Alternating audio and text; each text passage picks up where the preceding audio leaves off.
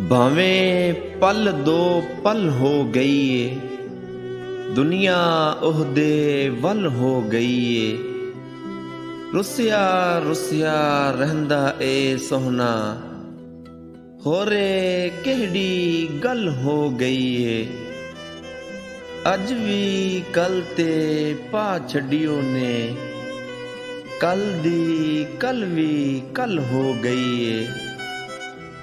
कीता सी बस याद नबी नू, कसमे मुश्किल हल हो गई है। अज ओ जफ्फी पा के मिलिया, यार तबीयत वल हो गई है। की हुन इनू ओनू दसिए, रब दे नाल जो गल हो गई है। जैन विछोड़ा की कर छड़दा है, तक ना ससी थल हो गई है।